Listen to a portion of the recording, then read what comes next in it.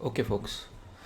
Now, I hope all of you have downloaded this particular file. Now, this particular file I'm going to use to show certain things, which forms the basis of data analysis.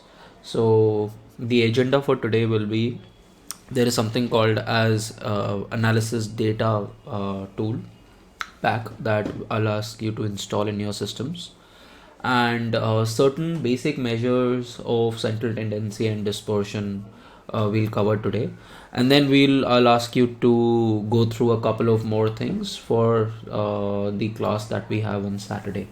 Now, because of the size of your particular class, we are going to have it online till the point that we have sufficient number of systems available. This is an Excel file, Janvi. This is a CSV file, comma separated value file. How is this showing? Is it showing an error for everyone? If it's showing an error, what I'll do is I'll just save it as an Excel and then share it with you. Check if this particular file works. This should work for you. All of you should have this particular file open in your system. Ratna Kumari, Sandhya, Janvi. Okay. So it was a comma separated value file. I have just converted into an XLS XL X file. Now, what we will do today is we are going to learn few things. We are going to learn about what is this data analysis tool pack that is there. तो अगर आप data के अंदर जाओगे अपने और इसके अंदर, तो आपको यहाँ पर किसी को डेटा एनालिसिस दिख रहा है? If it's there, very good. How many of you don't have data analysis है? कुछ लोग तो होंगे जिनके पास डेटा एनालिसिस नहीं लिखा हुआ आ रहा होगा डेटा के टैब में यहाँ पर जाके. Others, folks, you have to, this is a class where you have to be working simultaneously. You can't just look at my screen and ho jayega. Without system, without doing this, you'll not be able to catch up. Okay.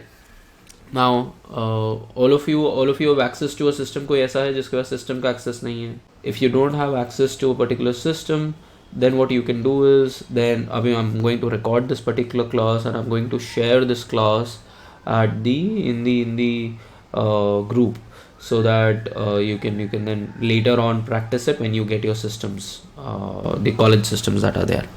Okay. So if you don't have this particular this tab of data analysis, how many of you have it? Is there anyone जिसके पास है ये tab? नहीं है. तो आप क्या करो, आप फाइल पे जाओ. ठीक है. फाइल में जाके यहाँ पर ना आपको ऑप्शंस मिलेगा. ऑप्शंस पे क्लिक करो. ऑप्शंस पे क्लिक करके यहाँ पर आपको मिलेगा एडवांस्ड, नहीं, यहाँ पर मिलेगा आपको एड इन पे आपको एक ऐसा दिखाई देगा, एक एनालिसिस टूल पैक VBA इनको और सॉल्वर एड इन, इनको आप क्लिक करोगे और गो दबाओगे तो आपको एक डायलॉग बॉक्स खोल के देगा जिसके अंदर चारों चीज़ें आप चेक करके उसको इंस्टॉल कर लो. देन सी कि आपके पास, उसके बाद ओके बटन दबाओगे. उसके बाद देखना यहाँ पर आपके पास डेटा एनालिसिस और सॉल्वर दोनों आने चाहिए. हम दोनों यूज़ करेंगे. Everyone else, can you repeat it after Adin? यहाँ फाइल में जाओ, ऑप्शंस में जाओ. ठीक है. फिर उसके बाद एडिन्स में जाओ. एडिन्स में आपको यहाँ पर जब भी इंटरेक्टिव, यहाँ पर मेरा एडिन लिखा हुआ है ना, तो ये मेरा ऑलरेडी इंस्टॉल्ड है. एक्टिव एप्लीकेशन एडिन्स, इनएक्टिव वाले हैं. तो मैं इनएक्टिव, फॉर एग्जांपल मुझे Microsoft Power Pivot for Excel अगर मुझे करना है तो मैं क्या करूँगा, ये इसको प्रेस करूँगा, गो करूँगा और उसके बाद उसको मैं ओके कर दूँगा. ओके, इस तरीके से आपके पास ओके आ जाएगा. सिमिलरली मुझे एक और, सपोज़ मुझे ये भी आपको पॉसिबली मैं शायद से दिखा दूँ बाद में. ऐड इन गया, मैंने कहा कि मुझे पावर मैप चाहिए और मैंने कहा कि यस गो. तो इसने टूल्स बोला, मैंने कहा ओके. इस तरीके से आपको ओके करना है तो वो तीनों को आप ओके कर दीजिए. And yes, I am recording this session. तो आपके पास यहाँ पर डेटा एनालिसिस का वो आ जाएगा. आ गया सबका? Is there anyone who is left behind on this front? Okay, चलो. Now what we are going to do, why have I asked you to do this? Because I want to teach you कि अगर मुझे descriptive Hello? Statistics, yes yes मानी। Sir, I still not found it. यहाँ पर data analysis नहीं आया? No, sir. क्या किया था? So, जो आपने किया था. रुको, स्क्रीन शेयर करो अपनी, शेयर योर स्क्रीन। अरे किसका नहीं आया था? I am going to assume कि अब आ गया है। Now what we are going to do now is, हम अब अपने डेटा का, अब पहले पहले तो डेटा समझते हैं। जब भी कोई डेटा आप देखोगे एक्सेल में, पहले तो आपको डेटा का हैंग पता होना चाहिए, डेटा बता क्या रहा है।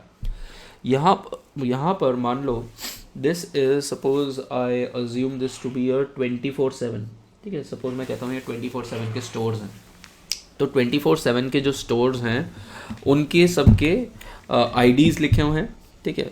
या आपके केस में आपको प्रॉब्ली बेटर सूट कर जाएगा, या फिर कोई हेयर सलून है, ठीक है, तो हेयर सलून या 24/7 भी ठीक है। 24/7 के स्टोर्स हैं ये सारे के सारे, ठीक है। अब उन सब में ये क्या है, ये स्टोर एरिया है कि किस एरिया का स्टोर है, ठीक है। ये आपको बता रहा है कि किस एरिया का स्टोर है। ये आपको बता रहा है कि कौन कौन सी आइटम्स, कितनी आइटम्स अवेलेबल हैं। हर एक स्टोर में डिफरेंट डिफरेंट आइटम्स अवेलेबल हो सकती हैं। फिर उसके बाद डेली काउंट कितना है कि हर स्टोर में कितने लोग आए, और स्टोर का सेल्स क्या है। So this is the data that we have with अस।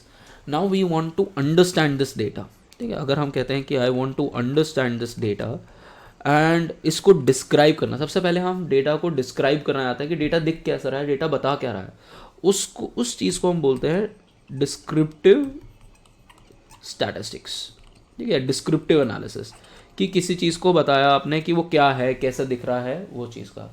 फिर एक और साइड आएगी जब हम बात करेंगे, उसको बोलेंगे हम इन्फरेंशियल स्टैटिस्टिक्स। इसके बाद एक और आएगी इन्फरेंशियल स्टैटिस्टिक्स। इन्फरेंशियल स्टैटिस्टिक्स के अंदर हम कुछ इन्फर करते हैं डेटा को देख के कि क्या हो सकता है उसके बारे में। फिर हो सकता है कुछ प्रिडिक्टिव स्टैटिस्टिक्स भी आ जाए, ठीक है। प्रिडिक्टिव स्टैटिस्टिक्स भी हो सकती है, जो इन्फ्रेंशियल का ही पार्ट होता है एक्चुअली में, मैं अलग से बता रहा हूँ आपको। प्रिडिक्टिव कि डेटा के बेस पे आप आगे कुछ प्रिडिक्ट कर रहे हो कि कितना और होगा, फोरकास्ट टाइप कर रहे हो। तो यूजुअली ये दो मेजर स्ट्रीम्स हैं, इन्फ्रेंशियल के अंदर ही प्रिडिक्टिव आ जाती है। तो ये दो मेजर स्ट्रीम्स हैं डेटा एनालिसिस की। नाउ लेट्स लुक कि हम जब डेटा को डिस्क्राइब करते हैं तो डेटा को डिस्क्राइब किस किस बेसिस पे करते हैं, ठीक है।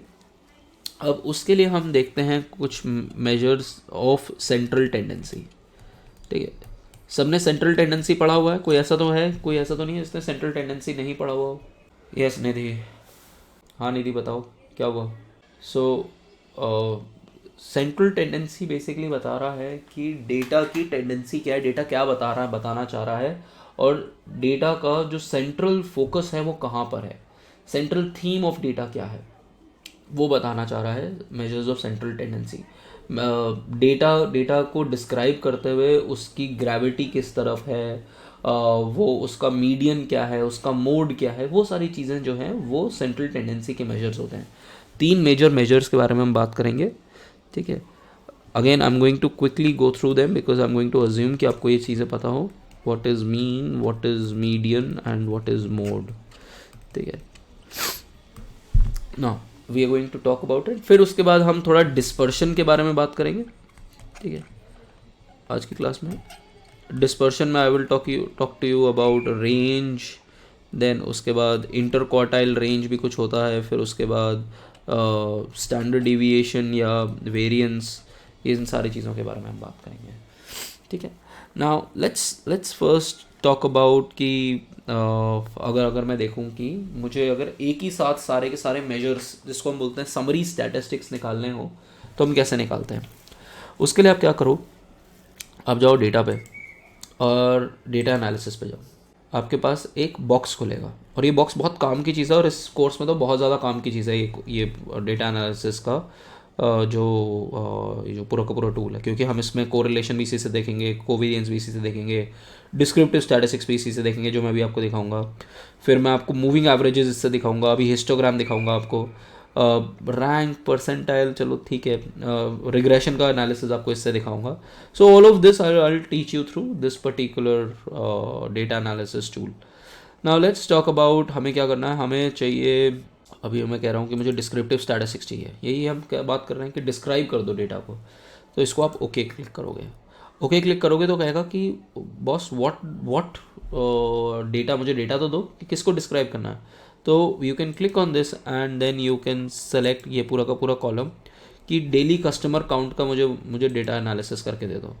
और फिर उसके बाद जो पहली आइटम है इसके अंदर वो डेटा का लेबल्स इन फर्स्ट रो, तो फर्स्ट रो के अंदर जो है वो लेबल्स हैं।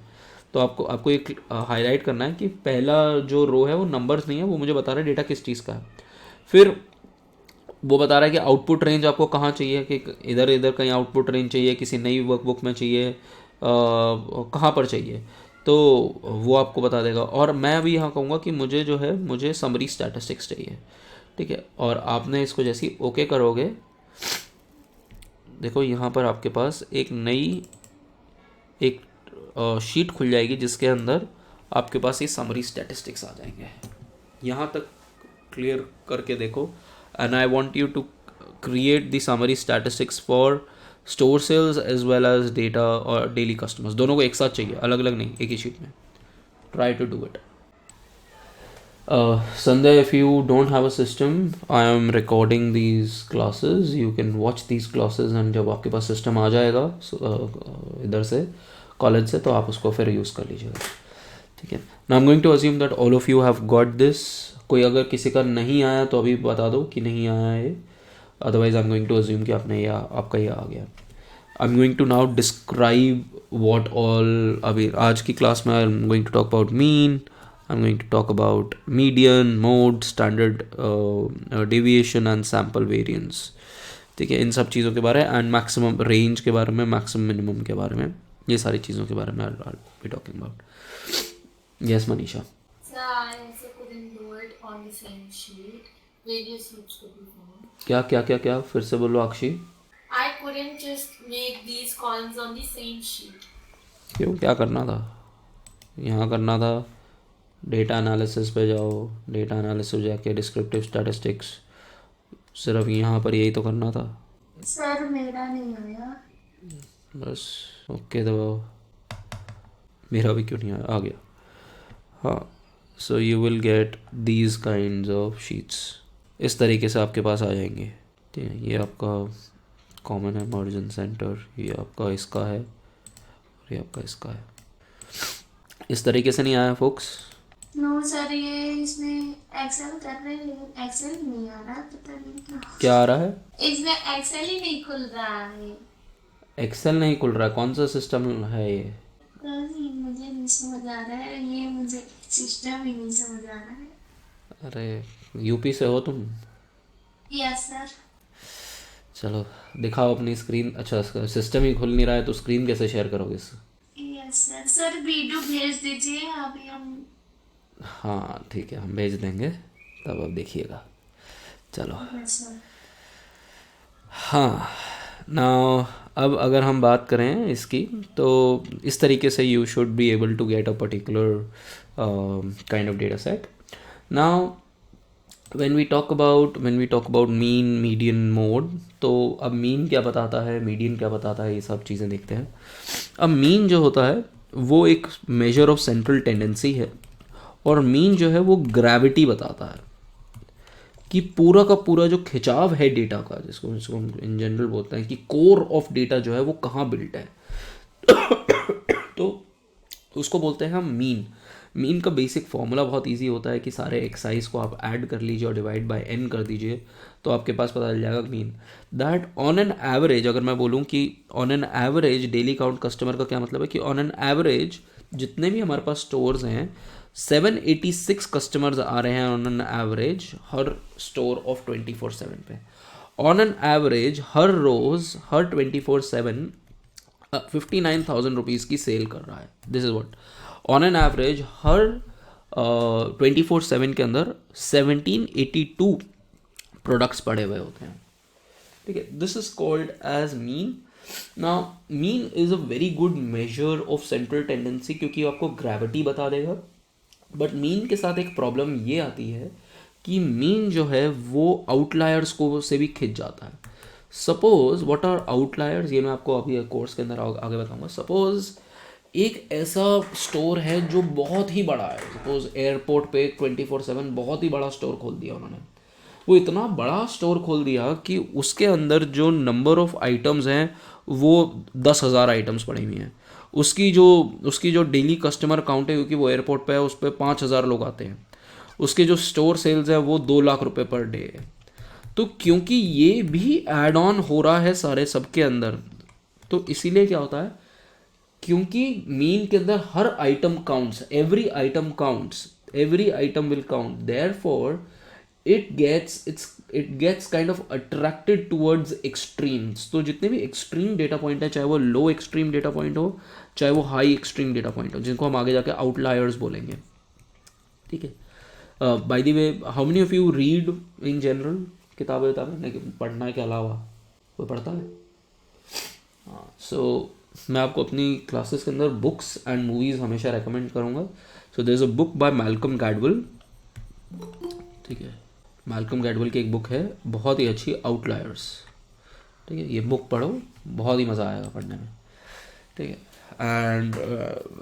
एंड आपको बड़ी अजीब अजीब सी चीज़ें पता चलेंगी, ठीक है। अगर आप मैल्कम गैडवेल की पढ़ते हो तो उसकी ब्लिंक भी है एक, और एक तीसरी भी है टिपिंग पॉइंट। तीनों किताबें पढ़ो, ठीक है, बहुत ही अच्छी बुक्स हैं।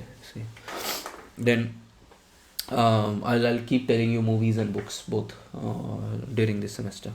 So अब प्रॉब्लम क्या है कि ये जो मीन जो होता है वो आउटलायर्स के साथ में आउटलायर्स से बहुत बड़ा ज़्यादा इम्पैक्ट ले लेता है, और उसकी वजह से ये डिविएट हो जाता है। कि मतलब एक सपोज एक क्लास है, एक क्लास के अंदर मैं मान के चलता हूँ, सपोज एक क्लास है, उसके अंदर किसी के 10 में से मैं टेस्ट लेता हूँ, किसी के 5 नंबर आ रहे हैं, किसी के 4 नंबर आ रहे हैं, किसी के 3 आ रहे हैं, किसी के 2 आ रहे हैं, किसी के 5 फिर से हैं, 6 हैं, और फिर एक स्टूडेंट है जिसके 10 में से 10 आ रहे हैं, और एक स्टूडेंट है जिसके 10 में से 0 हैं।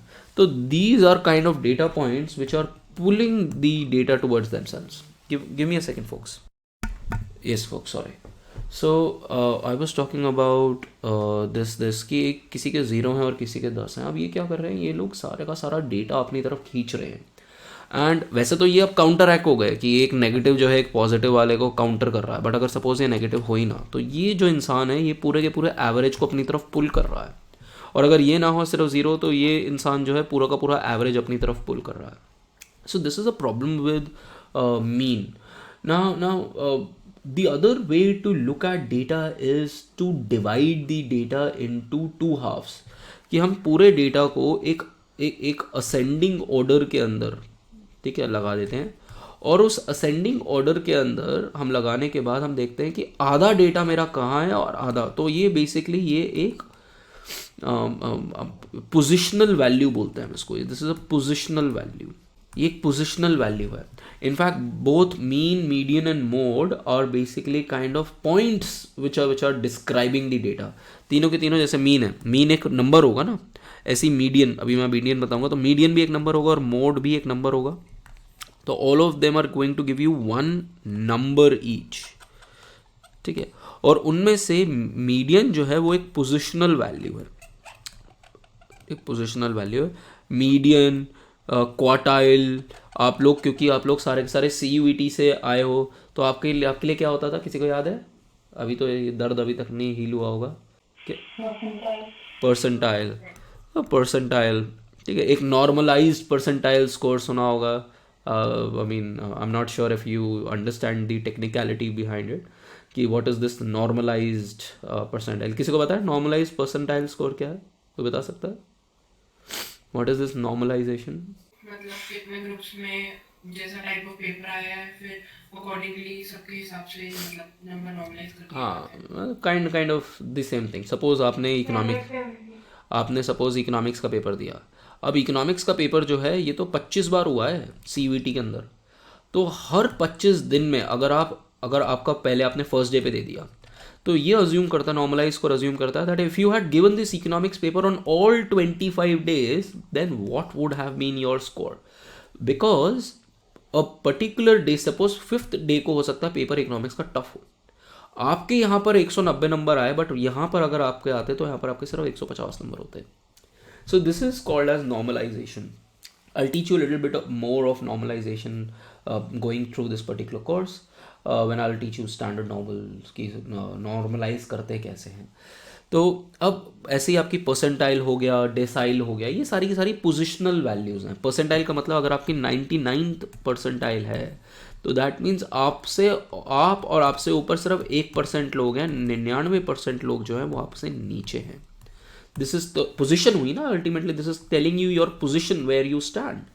Similarly median is, so suppose किसी की 50th परसेंटाइल आ रही है, तो that percentile is nothing but a median, he is on the, he और she is on the median, कि उससे आधे लोग कम है और आधे लोग ज़्यादा है।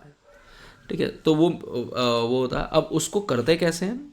ठीक है, उसको करने का क्या तरीका होता है? सपोज मैं इसको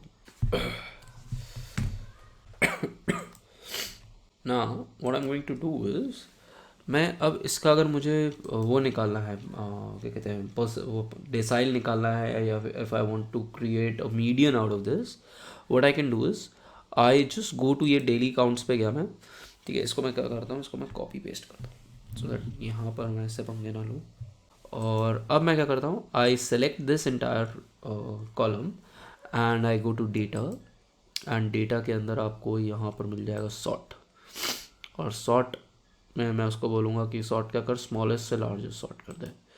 तो उसने मुझे पूरा सॉर्ट करके दे दिया कि सबसे कम से लेके सबसे ज़्यादा तक उसने मुझे पूरा का पूरा सॉर्ट करके दे दिया।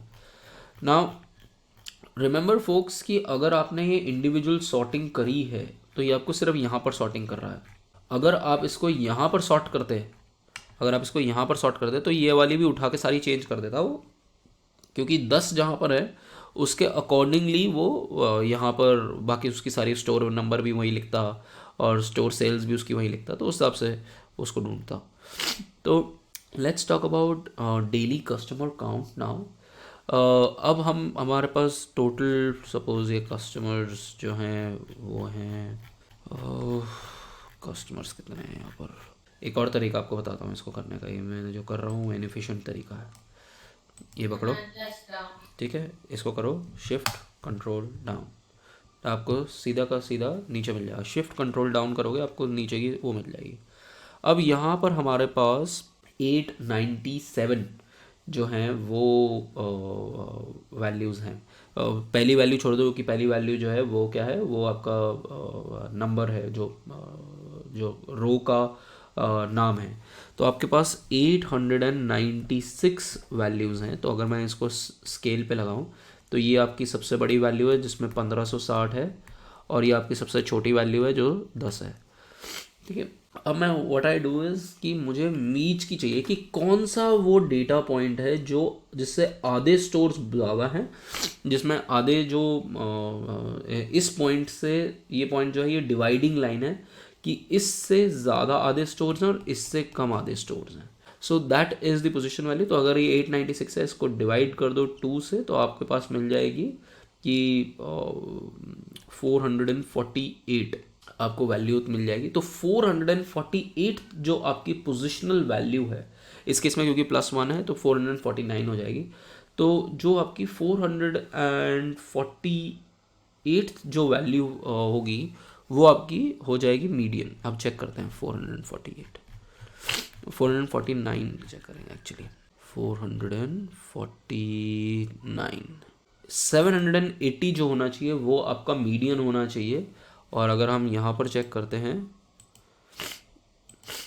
कैन यू चेक कि आपका 780 मीडियन हो गया। यस कृति, बताओ क्या दिक्कत है, एनी डाउट्स कृति? तो ये आपका ये आ गया।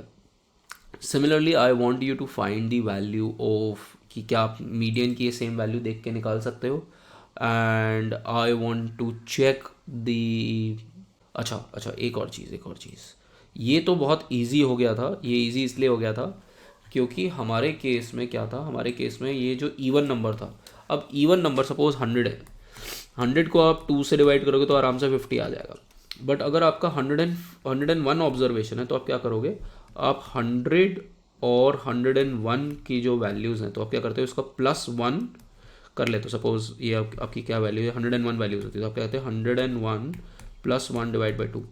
तो आप क्या करते हैं 102 डिवाइड बाई 2, इस तरीके से आप वैल्यू ले लेते हैं। ठीक है, तो आप 51 और 52 के बीच की जो इन जो पोजिशनल वैल्यूज हैं इन दोनों की आप एवरेज ले लेते हैं, ठीक है। This is how you take median अगर आपकी ऑड नंबर ऑफ ऑब्जर्वेशन आती है। आप +1 करके डिवाइड कर देते हो और आप उसके आसपास की जो वो ऑब्जर्वेशन है, तो यहाँ पर हमारे पास आता है 50.5, तो आप 50 और 51 के बीच की आप वैल्यूज़ ले लेते हैं। ये वाले जो पोजिशनल वैल्यू और ये वाली जो पोजिशनल वैल्यू है, इनके बीच की इनका सम करके इनका average. Is it breaking for everyone else? हो सकता है ब्रेक ना हो रही हो, मेरा my throat and my nose and I have a very bad cold and fever today, तो हो सकता है वो ब्रेक जो है वो नेचुरल आ रहा है, बट सबके साथ है क्या? Okay okay so this is how you find the positional value if in case you have odd number of observations. Now try to kind of analyze whether this is the same for अगर आप ये निकाल पा रहे हो store sales का और median of items निकाल पा रहे हो, मैनुअली निकाल के देखो पहले, जैसे मैंने अभी आपको सॉर्ट करके देखा, आंसर तो यहाँ से तो मिल ही जाएगा। मतलब it's not about getting the answer, it's about working the way कि do you know the way, how is it getting. मैं आपको बहुत सारी चीज़ें बता दूंगा जो अपने आप हो जाएगा। For example when I teach coding probably next semester में, अगर आप लोग स्टिक अराउंड करोगे तो I teach you statistics with R, या और उसके बाद स्टिक करोगे तो आई टीच यू पाइथन। तो there is this new thing called as Chat जीटीपी, किसी ने सुना? ठीक है, कुछ नहीं करना उसका, आप बोल दो अपने आप कोड लिख के भी दे देगा, बट इट्स नॉट कि कोई किसी ने आपको कोड लिख के दे दिया। यू शुड ऑल्सो नो कि वो कोड कर क्या रहा है और क्यों चाहिए। It's not finding the code, but what is needed and how to interpret it is very important. So try to do this median, एक बार निकाल के देखो अपने आप स्टोर सेल्स का एंड आइटम, ठीक है। Let me know once you do it, write done on the chat box. किसी का भी नहीं आया क्या अभी तक? This is not a hard problem folks, is very simple problem. Exact answer नहीं आ रहा है, एग्जैक्ट तो आना ही चाहिए। It can not be in exact answer क्योंकि पोजिशनल वैल्यू है ना। सर इसमें अगर हम 4 हाँ बताओ। सर अगर डिवाइड बाय 2 करके 448 आ रहा है तो we have to take the value at 448 और 449 लोग हैं ना, क्योंकि पहली वैल्यू तो वो थी ना, हमने but if you are ignoring the तो 4 इग्नोर क्यों करोगे उसको? The last value was at 897 897 थी ना। 897 का मतलब कितनी ऑब्जर्वेशंस कितनी हुई? 896 ऑब्जर्वेशंस हुई, तो डिवाइड बाय 2 कर दो, तो 448 पे जो 440 फिर भी आई थिंक क्यों? सर लाइक इज देयर 1773 है इसमें 1773 लाइक ऐसा हो ही नहीं सकता, सर बट इवन आ रहा है इसमें पॉइंट लाइक ऐसा तो नहीं होना चाहिए। I mean, if it is 449, then you have to like. एक सेकेंड रुको, क्या कौन सा करा है तुमने? Hold on a second. Yes folks, sorry. So expand section you have not selected, continue expand the section sort, तो उसने अपने आप ही बोल दिया कि सबको सॉर्ट करना पड़ेगा। देन आई से कि सॉर्ट बाय आइटम्स अवेलेबल कर दो और स्मॉलेस्ट टू लार्जेस्ट कर दो, तो उसने सबको सॉर्ट कर दिया। अब आइटम्स आपके आ गए। अब आपके पास ये फर्स्ट वैल्यू थी, अब आप 449 पे आ जाओ। 449 एंड 450 का इसने एवरेज ले लिया है। ये अच्छा सॉरी, मैंने आई थिंक वो फॉर्मूले में आपको वो बता दिया। अगर ऑड है तो ऑड के केस में आप क्या करोगे? सपोज 101 वैल्यूज़ हैं तो 101 + 1 डिवाइड बाई 2 ये करोगे, तो यहाँ पर इवन थी, और अगर इवन होती हैं तो इवन के केस में आप क्या करते हो? x/2 + x + 1/2 का आधा, ये तो बेसिकली आप यहाँ पर इवन वैल्यूज़ थी, तो इवन वैल्यूज़ के चक्कर में हमें क्या करना पड़ेगा? यहाँ पर 448 ये वाली वैल्यू और ये वाली वैल्यू, इन दोनों को हमें एवरेज लेना पड़ेगा क्योंकि ये इवन वैल्यूज थी. Please revise the formula folks. I think because of cold आज मीडियन का भी आपको तो मैं गलत बता दिया. So it will be basically the average of 448 वाली वैल्यू एंड 449 की जो वैल्यू है पोजिशनल वैल्यू है उसका आधा करोगे. 448 की पोजिशनल वैल्यू और 449 की जो पोजिशनल वैल्यू है. 448 क्यों? बिकॉज आप क्या करोगे कि आपकी 896 था तो 896 की जो वैल्यू आ गई वो ये आ गई और ये जो वैल्यू हो जाएगी वो हो जाएगी आपकी 896 डिवाइड बाई 2 प्लस 1. तो ये बेसिकली ये हो गई 448 प्लस 1 449. तो 449 और 448 का आप एवरेज लोगे तो आपके पास 773.5 आ जाएगी वैल्यू. समझ में आया? So please note it down. In case of even, how do you write it? The median in case of even is n by 2 plus n by 2 plus 1. These are the positional values. Divide by 2. Clear? Yes, sir. ठीक है. So one more thing. हाँ, एक बार दूसरी भी एक बार check कर लेना please. ये भी चेक कर लो Sir, please. I think 448 is हाँ बताओ. 1773 and 449 is also 177. नहीं, ये देखो ना. नहीं, ये देखो 449 यहाँ पर 448 का मतलब है क्योंकि पहली ऑब्जर्वेशन को तो भूल जाओ ना. तो what is 449 is actually 448 and what is 450 is actually 449. सबको समझ में आया ये? पक्का? Please check the same for your this thing. ये सेम चीज़ आप इसके अंदर भी करके देख सकते हो मीडियन के अंदर. अब मीडियन का एडवांटेज क्या है? मीडियन का सबसे बड़ा एडवांटेज है कि इसमें आउटलायर्स का कोई इम्पैक्ट नहीं है. अब मेरे पास सपोज़ मैंने नंबर लिखे, किसी के 0 आए किसी एक टेस्ट में, किसी के 2 नंबर आए, किसी के 4 आए, किसी के 6 आए, किसी के 8 आए, ठीक है, किसी के 9 आए, किसी के 10 आए. ठीक है, यहाँ पर मैंने 7 वैल्यू ले ली, 8 एक और बंदे के 10 नंबर आए. ठीक है. अब व्हाट हैपन्स इज कि क्योंकि ये पोजिशनल वैल्यू है, ठीक है, पोजिशनल वैल्यू का मतलब ये हो गया कि जो आपके आउटलायर बहुत बढ़ता भी जाएगा तो भी उसका इम्पैक्ट जो है वो इतना ज़्यादा इस पे नहीं पड़ेगा, आपके मीडियन पे नहीं पड़ेगा. सपोज़ पहले मैं ये वैल्यू लेके चलता हूँ. मेरे पास कितने नंबर से कितने स्टूडेंट हैं? 1 2 3 4 5 6 7. तो 7 बंदे हैं तो 7 प्लस 1 8 डिवाइड बाई 2. तो चौथी जो वैल्यू है, ये जो पोजिशनल वैल्यू है, ये मेरी मीडियन हो गई.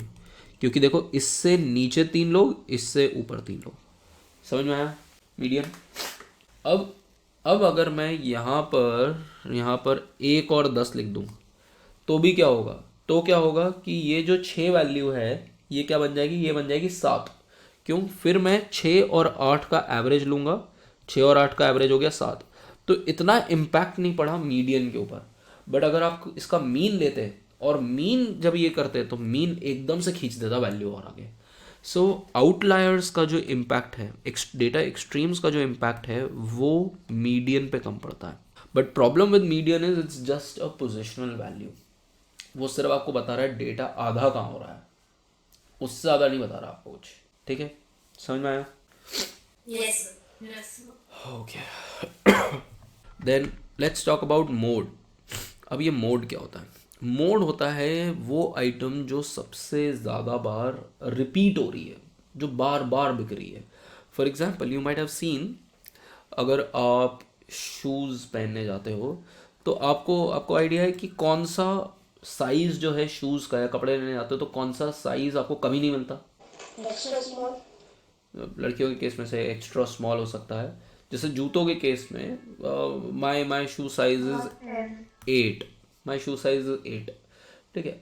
8 7 8 9 और 7 और 8 ये जो हैं ये आपको कभी बहुत कम मिलते हैं. आपको अगर कोई आपका 11 नंबर का जूता है, 12 नंबर का जूता है तो आपको बड़े आराम से मिल जाएगा. अगर आपका 5 नंबर का है, 6 नंबर का है तो मिल जाएगा.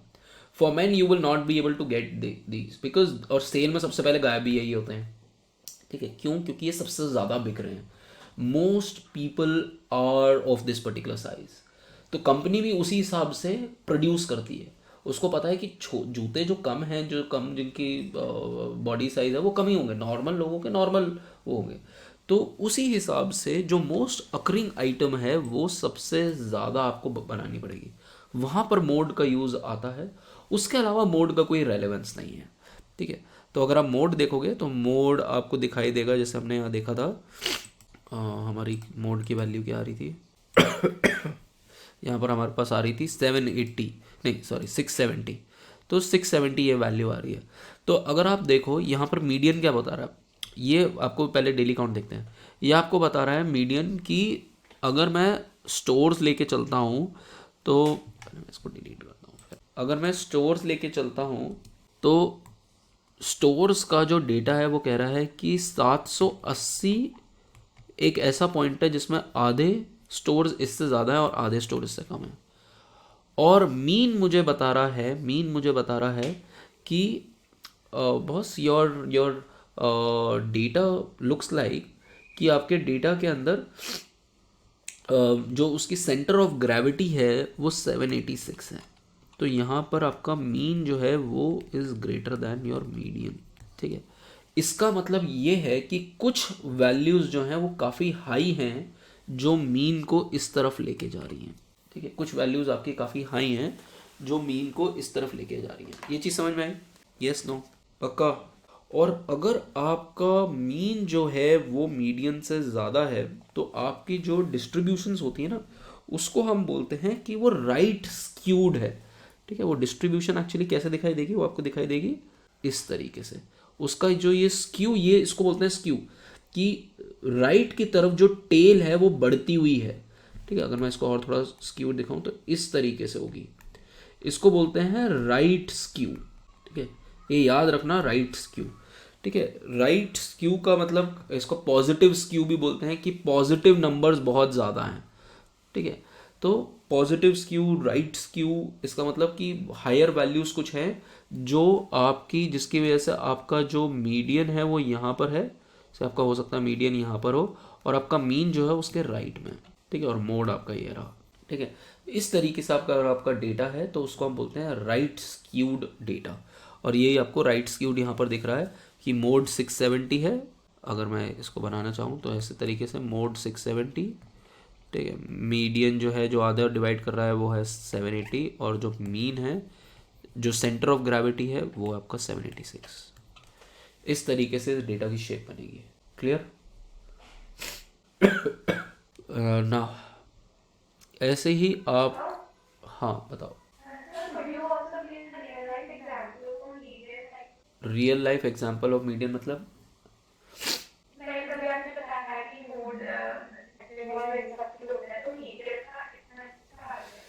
मीडियन का हम करते हैं जब हमारे पास ऑर्डर, रिलेटिव ऑर्डर हमारे पास होता है कि फॉर एग्जांपल आपके मार्क्स, अब आपके मार्क्स जो जिस बेसिस पे लगा, जो एंट्रेंस के जो एंट्रेंस के बेसिस के ऊपर जो आपको एडमिशन मिलेगा वो पोजिशनल वैल्यू के बेसिस पे मिलेगा। हम देखना चाहते हैं कि आप कहाँ लाई करते हो। तो आपका सपोज आपका इकोनॉमिक्स का पेपर हुआ तो आपके केस में एक डिस्ट्रीब्यूशन बना, उस डिस्ट्रीब्यूशन में कुछ लोगों के माइनस में भी नंबर आए होंगे, कुछ लोगों के से 200 में से 200 आया होगा, वो एक्सट्रीम बच्चा हो गया, ठीक है। तो हम देखते हैं कि अगर आपका से 120 स्कोर है तो दैट मीन्स 120 स्कोर से नीचे वाले आधे बच्चे हैं और 120 स्कोर से आगे वाले बच्चे हैं। मैं अगर से SRCC हूँ या सेंट स्टीफन्स हूँ तो मैं कहता हूँ मुझे तो यार टॉप 1% ही बच्चे चाहिए, ठीक है। जैसे पहले आपको पता नहीं, आपके टाइम पे अभी CBSE में 0.1 सर्टिफिकेट सुना आपने, मिलता है आजकल 0.1 सर्टिफिकेट। अगर आप बोर्ड में हमारे टाइम पे होता था कि 0.1 सर्टिफिकेट्स मिलते थे कि अगर आप टॉप 1% में हो, ठीक है। टॉप 1% भी नहीं, टॉप आपसे नीचे 99.9% लोग हैं, 0.01% आपसे ऊपर हैं, तो उन लोगों को CBSE 0.1 सर्टिफिकेट देती थी, ठीक है। तो वो बेसिकली हो गया पोजिशनल वैल्यूज़ का यूज़, ठीक है। ऐसे ही हर एग्ज़ाम में आप बेसिकली चाहते हो कि मेरे पास बेस्ट स्टूडेंट्स होने चाहिए, ठीक है। तो आप वो देखना चाहते हो ठीक है। और अगर आप देखना चाहते हो कि यार सबसे नॉर्मल एवरेज स्टूडेंट क्या है, मतलब कि कहाँ पर आधे स्टूडेंट इससे ज़्यादा और आधे स्टूडेंट कम है, तो वो आपकी ये वैल्यू हो गई। समझ में आया? So this is this. Now let's come to another point which is dispersion. अब हम डिस्पर्शन देखते हैं कि ये डिस्पर्शन क्या है। ये तो वही सेंट्रल टेंडेंसी की कुछ वैल्यूज। अब सेंट्रल टेंडेंसी से हम आ जाते हैं डिस्पर्शन, जो अभी तक क्या दे रहे थे, अभी हम नंबर्स दे रहे थे, इंडिविजुअल नंबर्स दे रहे थे, which kind of tell about the data. Mean एक नंबर देता है, मीडियन एक नंबर दे रहा है, और मोड एक नंबर दे रहा है। इस single single dot dot dot number दे रहे हैं, एक एक पॉइंट बता रहा है अबाउट द डेटा। बट मुझे डेटा का देखना है, डेटा भाई हमारा डेटा जो है वो स्प्रेड कैसे है, ठीक है। मुझे एक पॉइंट से मतलब नहीं है, मुझे एक वाइडर वेराइटी चाहिए, ठीक है। तो अगर वो वाइडर वेराइटी देखनी है तो मैं डिस्पर्शन पे जाता हूँ, ठीक है। डिस्पर्शन में one of the most important things, one of the most basic things is range. Range आपको बताएगा कि यार आपका जो हाईएस्ट नंबर है और लोएस्ट नंबर है उसके बीच में कितना डिफरेंस है। तो आपको बता देगा कि सबसे अच्छा स्टोर कितना अच्छा स्टोर है और सबसे ख़राब स्टोर कितना ख़राब स्टोर है। फॉर एग्जांपल ये जो स्टोर है ये सबसे, सपोज हो सकता है कि रूरल एरिया में कहीं भीड़ में आपने एक 24/7 खोल दिया जिसमें 10 ही लोग आए हैं, ठीक है, ठीक है। और ये जो है मान लो आपने बिल्कुल बहुत ही हसलिंग बसलिंग जगह पे डाल दिया है, जो हाईएस्ट हमारा जो पॉइंट आया था। सपोज आपने दिल्ली यूनिवर्सिटी के अगर आपने एरिया देखा हो नॉर्थ कैंपस, ठीक है, वहाँ आपने नॉर्थ कैंपस में यहाँ कोई वो डाल दिया जहाँ पर हर बच्चा जाते हुए उसके अंदर से विजिट करता हुआ जा रहा है। तो उस वक्त वो हो गया आपका हाईएस्ट पॉइंट।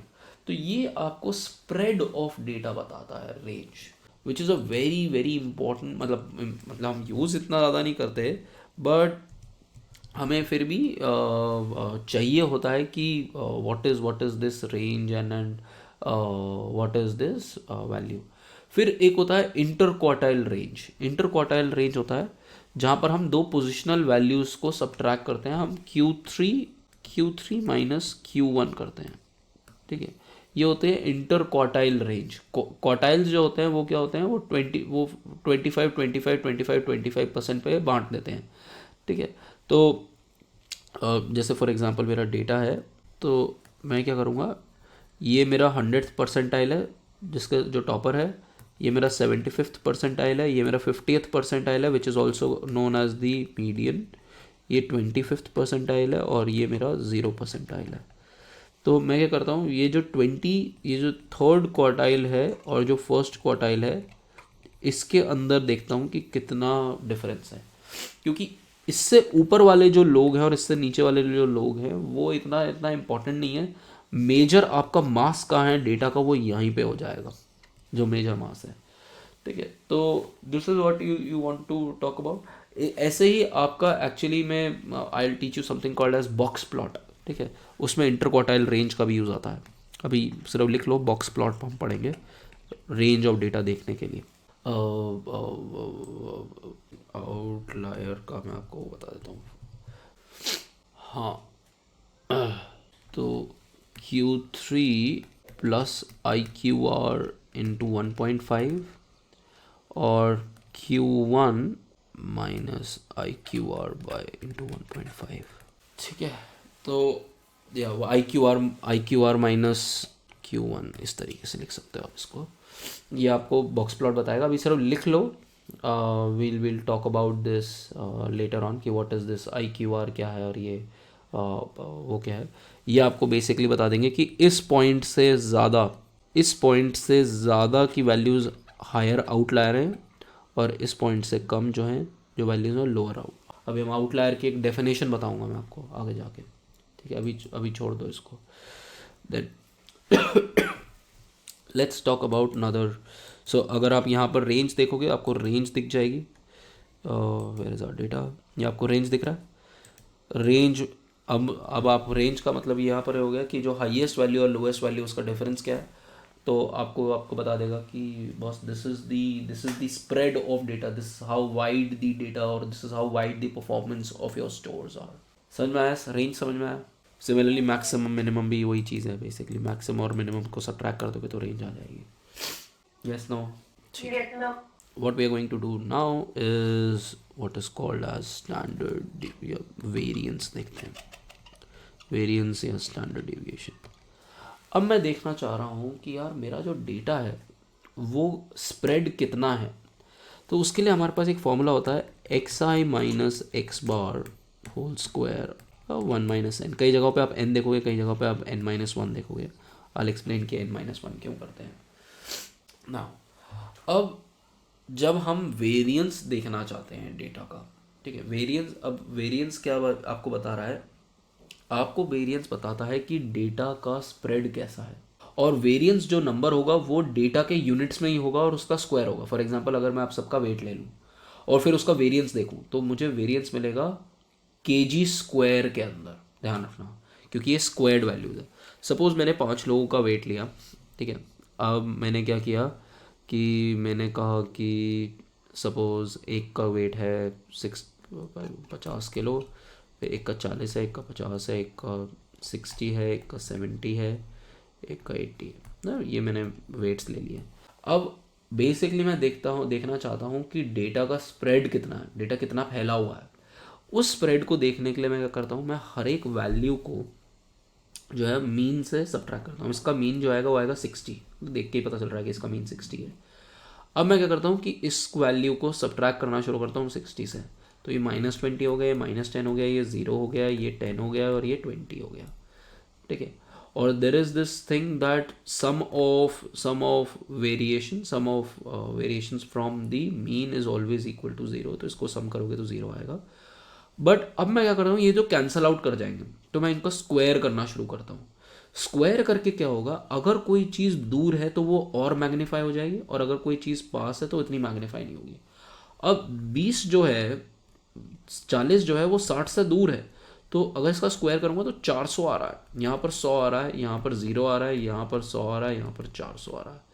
तो मैंने बेसिकली क्या किया, यहाँ पर जो चीज़ अगर दूर है मीन से, आपका डेटा मीन से ज़्यादा दूर है कि मीन से कम दूर है।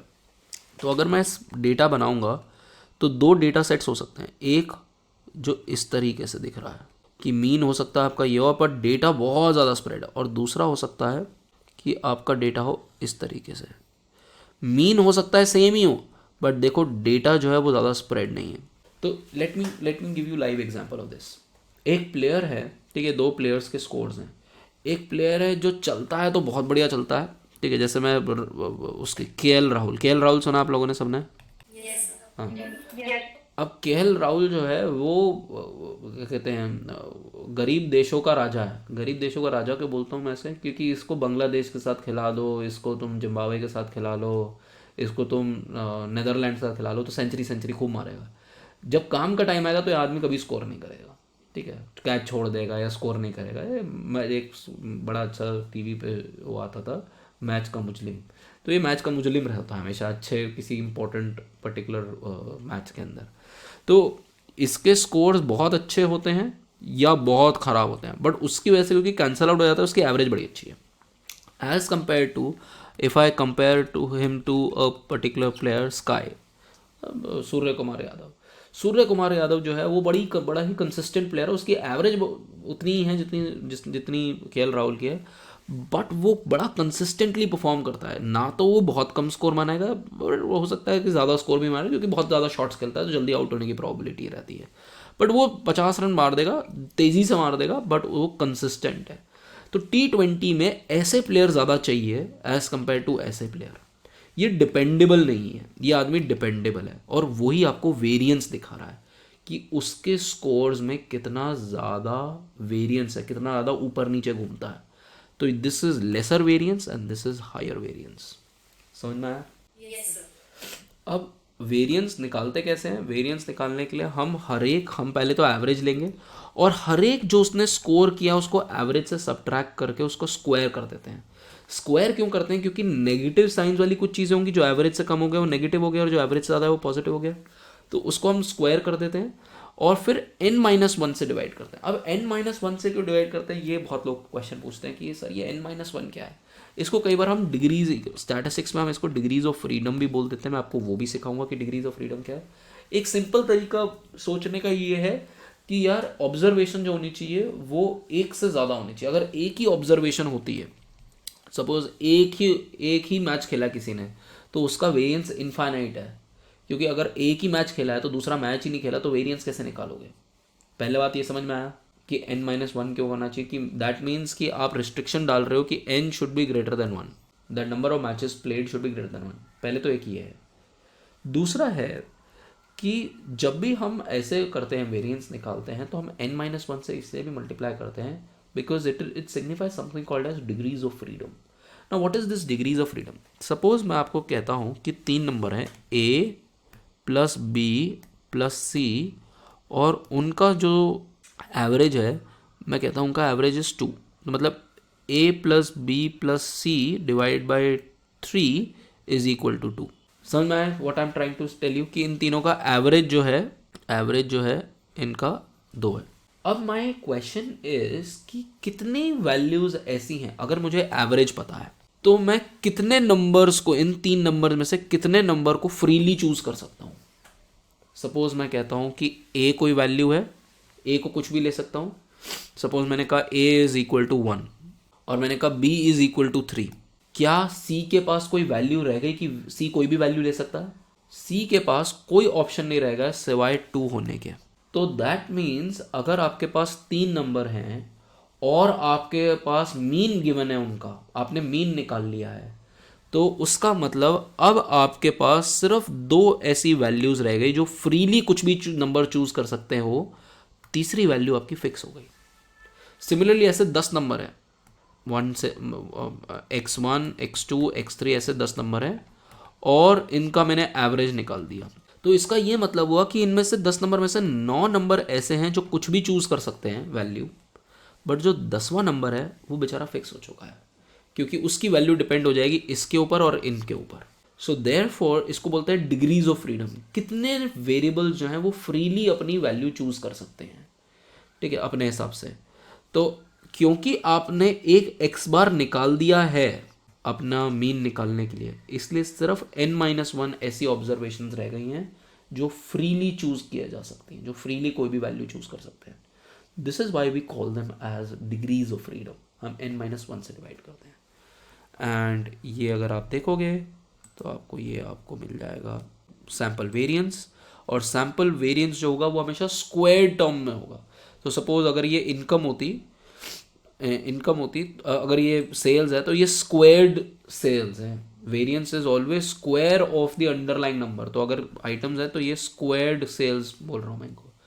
अगर मुझे इसका मैं अगर स्टैंडर्ड डेविएशन ले लेता हूँ, इसका अगर मैं अंडर रूट ले लेता हूँ, if I take the under root, कहाँ चला गया, अगर मैं इसका अंडर रूट ले लेता हूँ तो I get what is called as standard deviation, and standard deviation is reported in the same terms as in terms of the original data.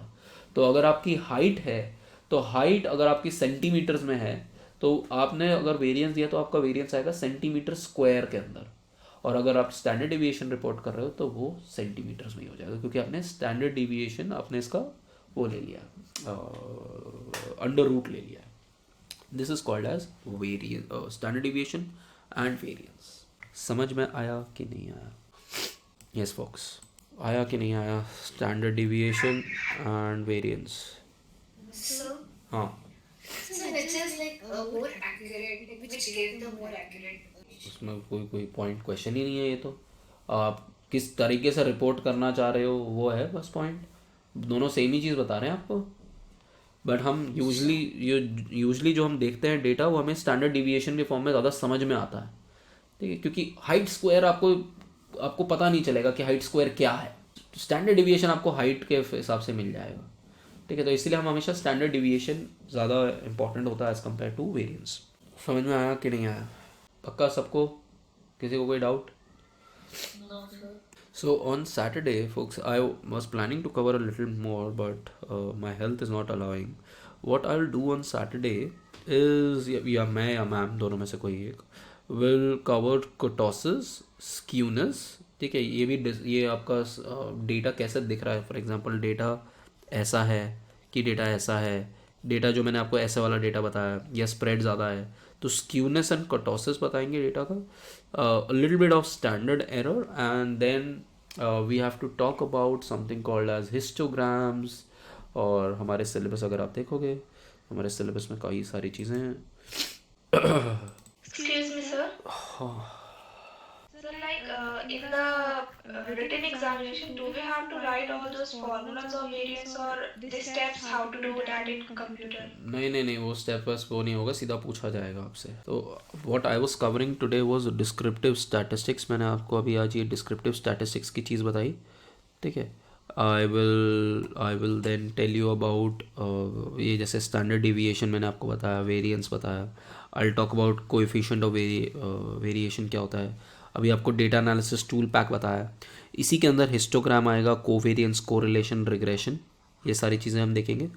Solver add इन जो मैंने आपसे करवाया, हम उसके बारे में बात करेंगे. एंड फिर कुछ tables, advance what if analysis, goal seek और डेटा टेबल्स, ये सारी चीज़ें देखेंगे. ठीक है. तो अभी हमने थोड़ा सा जस्ट वार्मिंग अप की जो बेसिक चीज़ें आपको पता होनी चाहिए, कुछ चीज़ें. और फिर हम वो फाइनेंस में कैसे अप्लाई होती हैं, तो वो फाइनेंस के टर्म्स में भी थोड़ा बहुत देखना पड़ेगा हमें. These are the books. So we will be given a question and we have to solve it manually, like if Manually, in written yes, examination. in your examination using a calculator. Is it basically all economics, right? This is Statistics, like economics and statistics. this is more of finance. This is more of finance, not hardcore economics. अगर आप topics पढ़ोगे तो finance से ज़्यादा overlap करते हैं. कुछ portions जो हैं वो आपसे पूछे नहीं जा सकते इन एन एग्जामिनेशन, जैसे मैक्रोज वैक्रोज रहना है. इसमें आप क्वेश्चन कैसे पूछोगे, मतलब. और folks you have to understand this is the first time that we are offering this paper. We have never seen कि क्वेश्चन पेपर आएगा कैसे, क्या क्वेश्चंस होंगे. सो वी डोंट नो कि क्या होगा. बट कुछ चीज़ें आप थ्योरी में पूछ ही नहीं सकते हो कि आप थ्योरी में क्या पूछोगे, कि कैसे बनाओगे, चार्ट कैसे बनाओगे. ये तो थ्योरी में कोई पूछ नहीं सकता ना. तो विल सी कि क्या कैसे क्वेश्चंस बनते हैं. बट हम ज़्यादा फोकस हमारा हो रहेगा प्रैक्टिकल चीज़ें सीखने के ऊपर. So will focus more on practical and I will send you the relevant, जो आपकी ये जो किताबें हैं ना, उसके relevant pages I will send it to you on the WhatsApp as well, जैसे हम कराते हुए जाएंगे. Any question. जो थ्योरी पेपर होगा उसके क्या मार्क्स होंगे? उसके 50% मार्क्स हैं, और बाकी 50% ये लिखा हुआ देखो जो मैंने आपको भेजा. Internal assessment 25 number, practical exam internal 25 number, and term university exam 50 marks. ठीक है. अब वो एंड टर्म कैसा होगा ये हमें पता नहीं है कि ये एंड टर्म पे. Just give me 1 second folks. Yes folks. So this is how your end semester exam will look like. And आपके साथ ट्रायल होगा बेसिकली, हमें भी पता चलेगा कि कैसा एग्ज़ाम आएगा, हम भी देख रहे हैं. तो आई एम नॉट श्योर कि कैसा है. और for that matter if you go to any other college they don't even have the references. University ने ये रेफरेंसेस नहीं दिए, ये तो रेफरेंसेस हमने निकाली. Give me 1 second folks. Yes folks, sorry. So हम ये रेफरेंसेस भी मैंने I picked it from some other course I have given it to you. And थोड़ा लंबा सा कोर्स है, but we will focus on learning. ठीक है. अभी ये सब भूल जाओ, ये जो चीज़ें हम सीख रहे हैं ना, ये आपको लाइफ में भी बहुत काम आने वाली हैं. So that's why I wanted to teach this particular paper, because this paper is something which you will be able to apply in your life. Theory तो चलो ठीक है यार, हम पढ़ते रहते हैं ज़िंदगी में कुछ ना कुछ तो, बट ये जो प्रैक्टिकल चीज़ें हैं सीखने की, ये आपको कहीं और नहीं मिलेंगी. और एक बार आपने एक्सेल सीख लिया, उसके बाद we'll utilize this all these tools. फिर उसके बाद हम आर पे सीखेंगे इस चीज़, या पाइथन पे सीखेंगे. देखते हैं नेक्स्ट सेमेस्टर में क्या ऑफर करेंगे. May be Python, will start learning Python. But आज की क्लास समझ में आई, बेसिक समझ में आई सारे. और this is going to be a little statistical course. ठीक है. अगर आपको मैथ्स, स्टैट्स, इन चीज़ों से डर लगता है, और अगर आपको एक कंप्यूटर से डर लगता है, please, this is my last time that I am saying, please quit this course. अगर आपको कहीं पर भी डर लग रहा है इनमें से किसी भी चीज़ों से, आपको डर तो निकालना पड़ेगा. और अगर डर नहीं निकाल सकते तो please leave this course. You will suffer in the and. तो If we like maths and statistics, but computer is 50-50, then क्या उसमें क्या मैं बोलूँगा. कोई दिस इज़ नॉट वो चीज़ ना कि मैं बता सकता हूँ 50-50 कितना.